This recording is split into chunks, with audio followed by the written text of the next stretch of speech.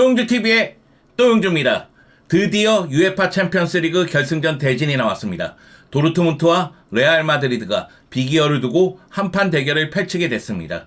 도르트문트는 준결승전에서 파리 생제르맹을 만나서 홈에서 1대0으로 승리를 거뒀고, 원정에서도 끈끈한 수비와 후메스의 결승골을 앞세워서 또다시 1대0으로 승리를 거두면서 1, 2차전 합계 2대0 승리로 결승 진출에 성공을 했습니다.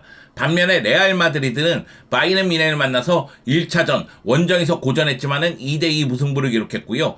홈에서 2차전 고전했음에도 불구하고 2대1로 역전승을 거두면서 결승 진출에 성공을 했습니다.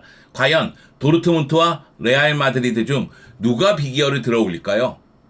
이번 시간에는 챔피언스리그 결승전 프리뷰가 아니라 레알 마드리드 이야기입니다. 레알 마드리드가 바이에른 뮌헨을 상대로 고전했음에도 불구하고 마지막 순간 호셀루가, 우리가 그렇게 욕하던 호셀루가 멀티골을 넣으면서 2대1로 역전승을 거뒀다는 소식, 그와 동시에 마지막 순간에 더 리흐트의 골이 터졌음에도 불구하고 부심과 주심이 오프사이드 판정을 일찍 내리면서 이 골이 인정이 안 됐다는 소식, 그렇다 보니까 레알 마드리드가 실력적인 면이나 운도 많이 따랐다는 이야기를 할 수밖에 없는 준결승 2차전 이야기를 지금 해볼까 합니다. 여러분 함께 가시죠. 렛츠고! 챔피언스리그 4강에서 레알 마드리드와 바이에른 뮌헨이 만났을 때 바이에른 뮌헨이 올 시즌 분데스리가에서 고전한다 할지라도 챔피언스리그에서 우승을 6회나 했고, 레알 마드리드는 더 이상 설명할 필요가 없죠. 챔피언스리그 최다 우승 14회 우승을 기록한 팀이니까요.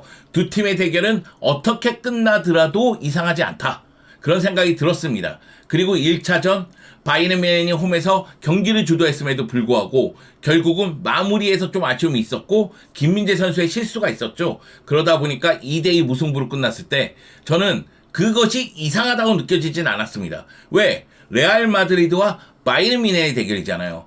이 유럽 최정상 팀들의 대결은 어떤 결과가 나와도 그래, 그럴 수 있지, 이런 생각이 들었습니다. 그리고 준결승 2차전 레알 마드리드가 2대1 역전승을 거둡니다. 사실 레알 마드리드는 경기 초반부터 에너지 레벨을 높이고 빠르게 압박하고 전환하면서 경기를 주도하는 모습을 보여줬습니다. 하지만 노이어 골키퍼를 넘지는 못했죠. 노이어 골키퍼가 엄청난 선방 퍼레이드를 보여줬거든요. 그 가운데 바이에른 뮌헨은 간간히 나오는 역습에 의해서 날카로운 모습을 보여줬습니다. 그리고 후반전 먼저 골을 넣은 쪽은 바이에른 뮌헨이었어요. 알폰소 데이비스가 왼쪽 하프 스페이스에서 한번 쳐놓고 슈팅한 것이 골로 연결이 되죠. 그러면서 바이에른 뮌헨은 1대0으로 앞서 나갑니다. 토엘 감독 입장에서는 이거 버텨야 된다, 지켜내야 된다, 이런 생각이 들 수밖에 없잖아요. 그래서 김민재를 투입하면서 수비 라인에 변화를 줬고 이제는 지키는 축구를 구사하기 시작하죠. 반면에 레알 마드리드는 0대1 상황이니까 이대로 끝나면 결승 진출 못하잖아요.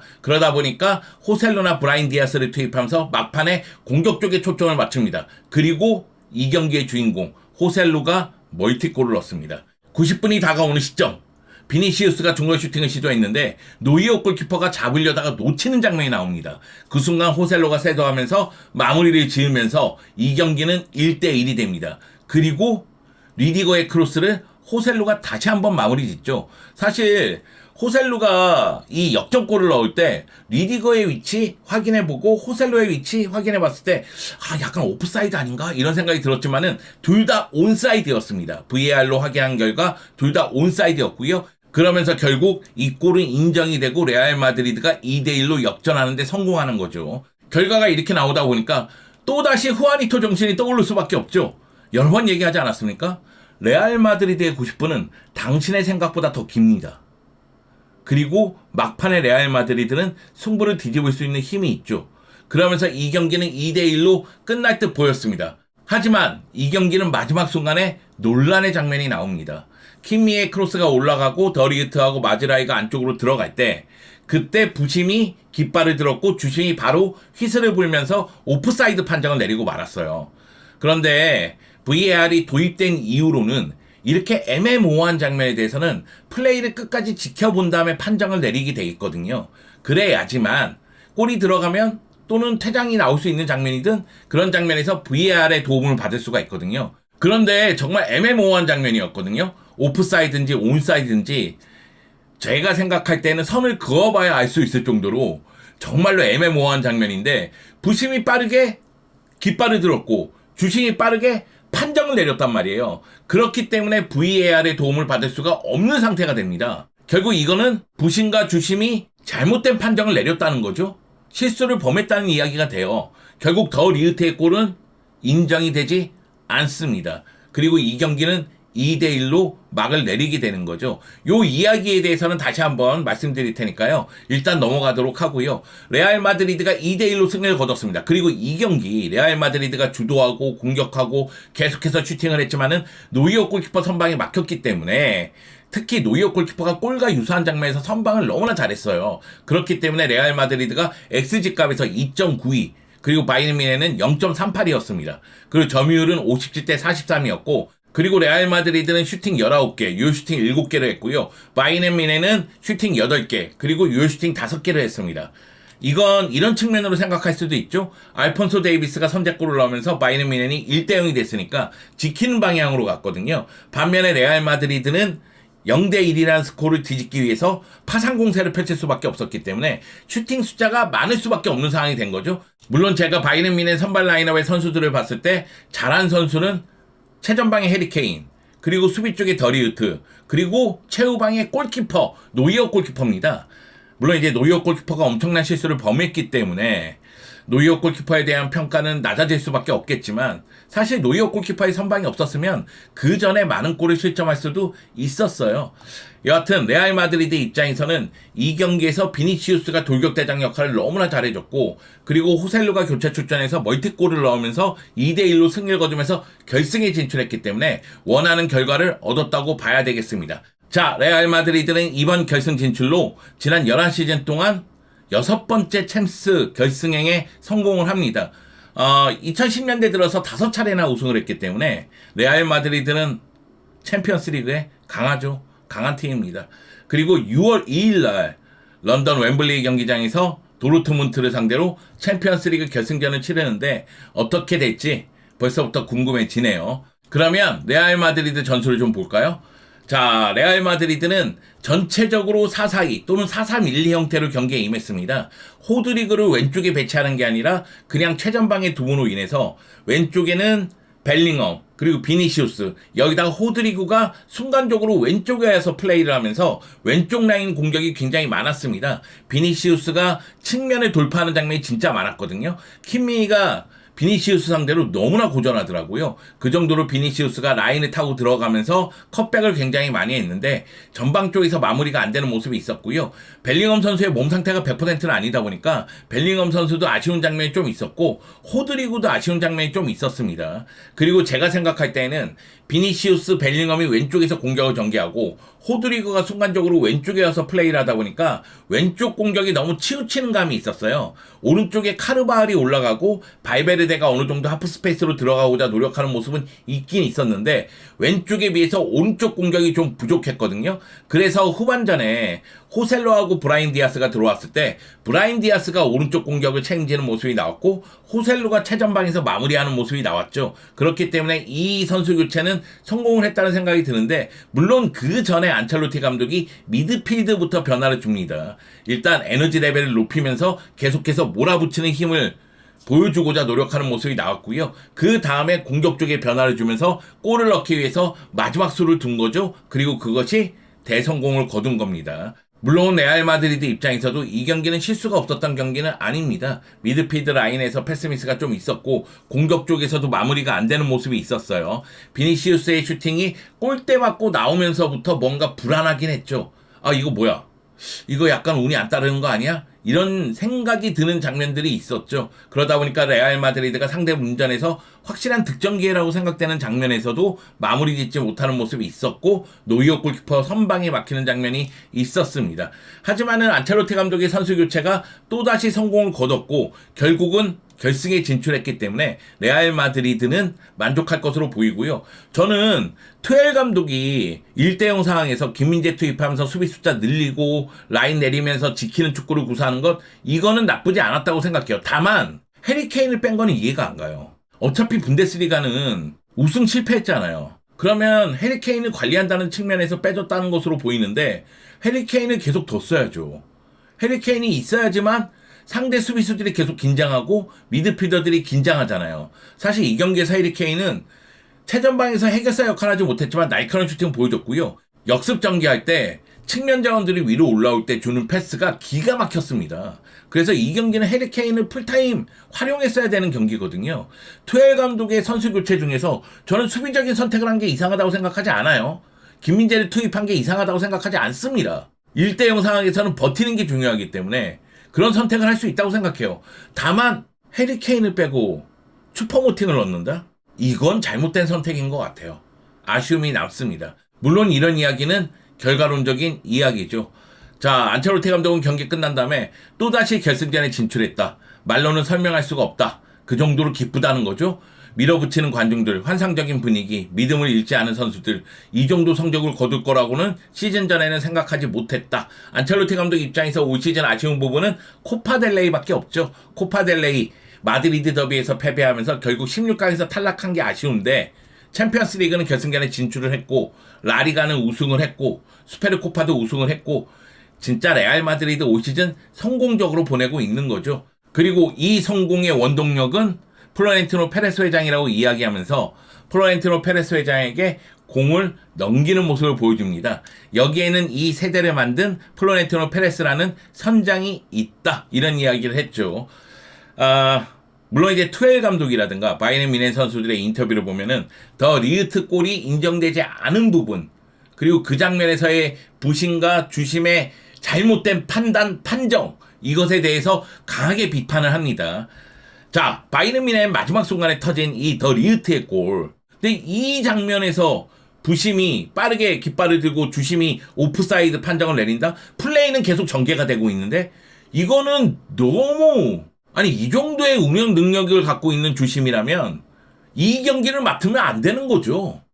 바이에른 뮌헨 팬들에게는 뭐라고 이야기하기가 좀 어려운데 사실 이 장면은 끝까지 보고서 VAR로 확인을 했어야 됩니다. 더 리흐트의 골이 들어갔음에도 불구하고 이미 반칙이 선언됐기 때문에 VAR로 확인이 불가능했거든요. 그러다 보니까 경기 끝나고 나서 토마스 밀러 더 리흐트 강하게 항의할 수밖에 없었습니다. 더 리흐트는 경기 끝난 다음에 이 판정에 대해서 이해할 수 없다. 언제나 끝까지 플레이해야 된다. 비록 오프사이드라고 해도 마찬가지다. 그게 분명한 규칙이다. 이렇게 이야기했습니다. 그러면서 부심이 실수라고 인정을 했다라고 이야기까지 덧붙였죠. 투엘 감독도 마찬가지입니다.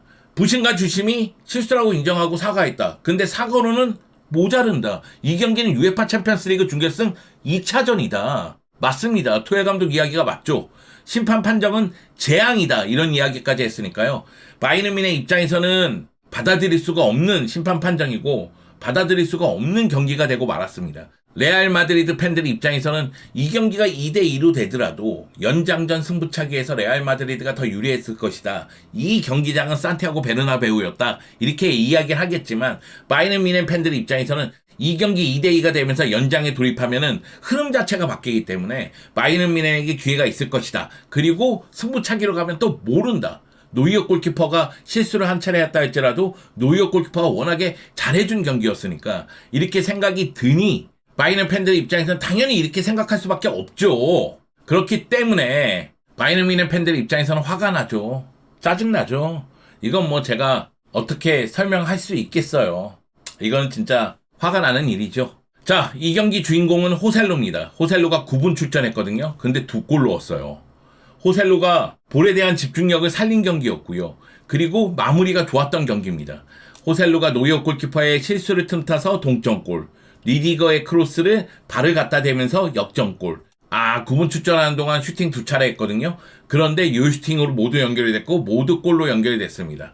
호셀루가 올 시즌 공식 46경기에서 16골 3개에 도움했어요. 챔피언스리그 10경기에서 5골. 기록만 보면 나쁘지 않잖아요. 근데 득점 기회를 놓치는 장면이 굉장히 많았습니다. 그러다 보니까 호셀루가 비판이 굉장히 많았거든요.